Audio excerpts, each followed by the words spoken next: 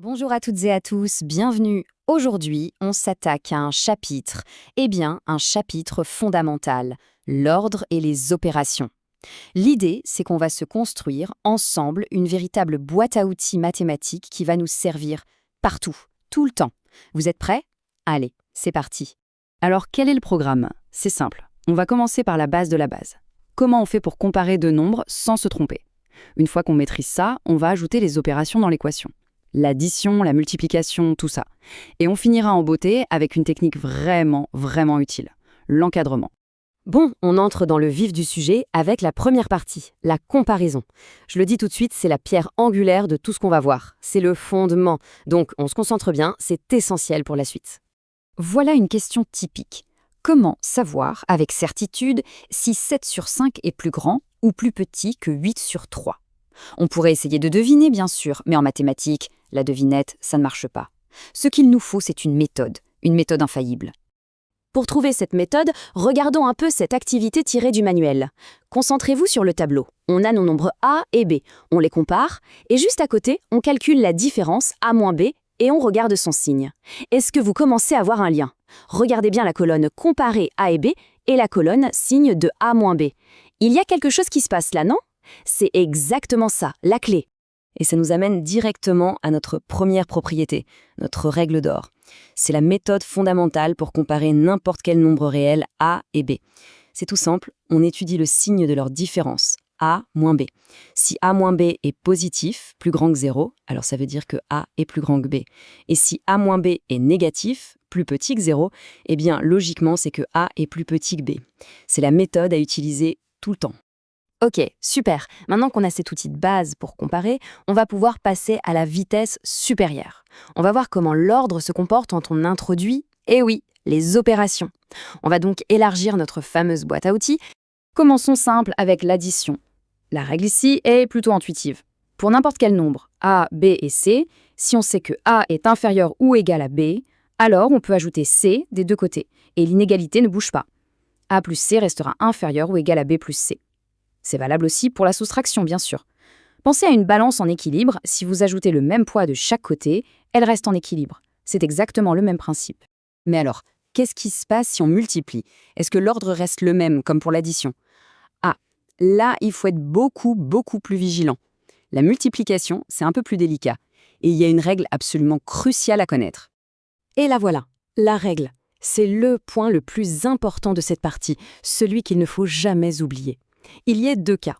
Premier cas, on multiplie par un nombre strictement positif. Là, tout va bien, on ne change rien, l'ordre est conservé. Facile. Mais, deuxième cas, et c'est là qu'est le danger, si on multiplie par un nombre strictement négatif. Alors là, attention. On est obligé d'inverser le sens de l'inégalité. Le inférieur devient supérieur. C'est le piège classique, celui où on perd des points bêtement. Donc on retient. Négatif, on inverse. Parfait. On continue d'ajouter des outils à notre collection.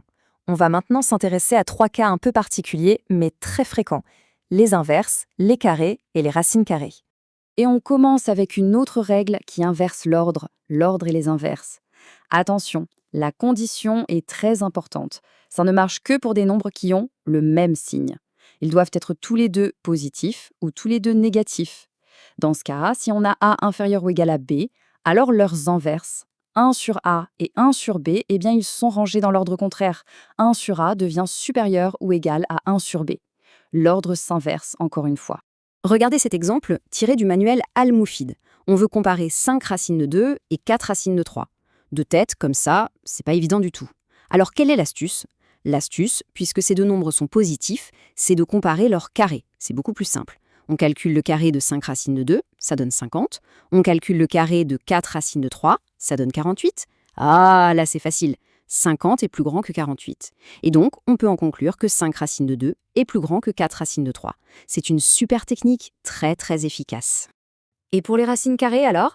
Là, on revient à quelque chose de plus simple. La règle, qui s'applique bien sûr uniquement à des nombres positifs, c'est que l'ordre est conservé.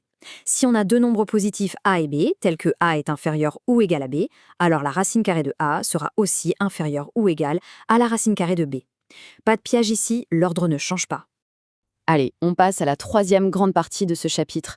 Maintenant qu'on a tous nos outils pour comparer et manipuler les inégalités, on va les utiliser pour une application très concrète et très puissante, le principe de l'encadrement.